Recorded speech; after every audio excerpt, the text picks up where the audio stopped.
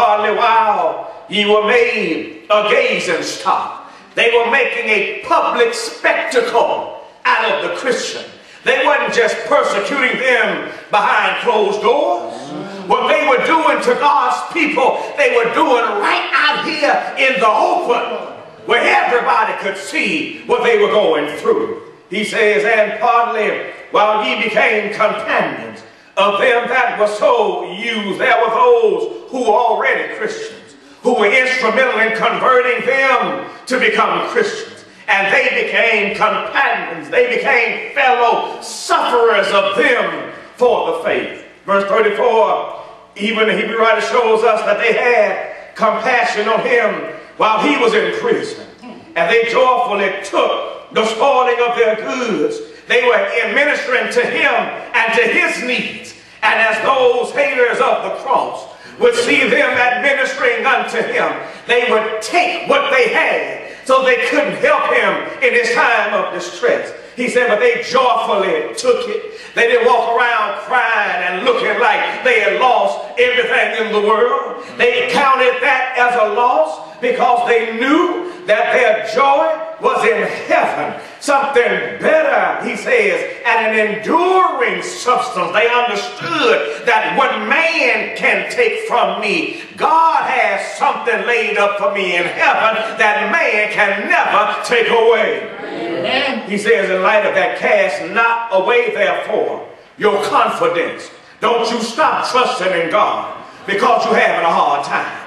Don't you stop believing and stop relying on God to bring you through just because things are beyond your control. He said, cast not away therefore your confidence, which has a great recompense of reward. In other words, if you hold on to the end, you'll realize it was worth the fight. It was worth the affliction, but don't get rid of what you know you got to have. He said, for ye have need of patience. That's what it takes sometimes. Verse 36, you just got to learn how to wait on God. God doesn't always show up when we want him to. But we understand in dealing with God that he's always right on time.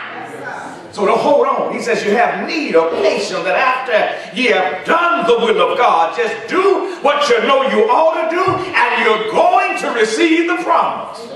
God didn't promise us the promise right away. So sometimes you have to wait on him. In verse number 37, he makes a quote from Isaiah, for yet a little while, and he shall come and will not tarry. God is an on-time God. For us, it may seem like we've been suffering for a long time. But God is not bound by time. One day with him is as 1,000 years, and 1,000 years as one day. Just hold on, the Hebrew writer says. Because the just, verse 38, are going to live by faith. That's a quote from Habakkuk. Habakkuk wanted to know how was God going to punish the wicked while the righteous was intermingled among them. Was not God going to destroy the righteous along with the wicked? God said, told Habakkuk, no, because the just shall live by his faith. He's going to make it by his trust, by his confidence that he has in his God. Verse 39, the Hebrew writer says, but we are not of them who draw back unto perdition. You weren't called to become a member of the body of Christ to go back into destruction.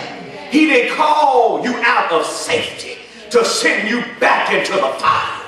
We are not those who have come out of the beggarly elements of the world only to turn around and go back into that which God has delivered us from. The Hebrew writer says we are not those people. We are people of faith. And people of faith know how to hold on to God unto the saving of their soul. God may not answer right now. I will not give up on him. We saw that very character in the Hebrew boys, in Shadrach, in Meshach, and in Abednego. We saw those boys stand and look death right in the face. Tell the king, we understand you got a responsibility here. We are not careful to answer thee in this matter, because the God we serve is able to deliver us. Then they turn around and say, he will deliver us out of your hand. The Hebrew writer says, as a child of God, the Hebrew writer says, as those who are risen with Christ, we are not the kind of people that turn back when things get tough. Are you listening here? So what happens when an individual turns back? What occurs when someone decides that this decision I've made to serve God is too much for me to handle, since all of this persecution started after I got my life together? They start second guessing their decision. What happens with that? It's a faith problem. It's a faith problem. And therefore the Hebrew writer took the time to describe for us what faith really is. If you remember the very verse that I had you read with me, verse 6, the Bible informs us that without faith, hello, it is impossible to please him, talking about God. You can't please God without having faith in God. God will not take second seat to nothing and to nobody. With God, it's all or nothing at all. God says you must put him first. As a matter of fact, the Hebrew writer says, not only without faith is it impossible to please him, because he that cometh to God must believe that he is. Y'all hear that?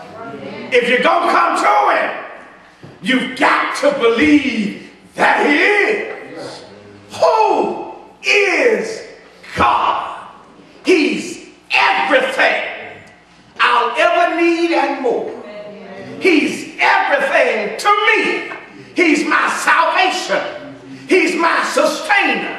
He's my help. He's my source of strength. He's my comfort. He's my peace. He's how I get through the day. And so when you're looking for help from him, the Hebrew writer says, when you come to him, you must come believing that he is. You must have the confidence.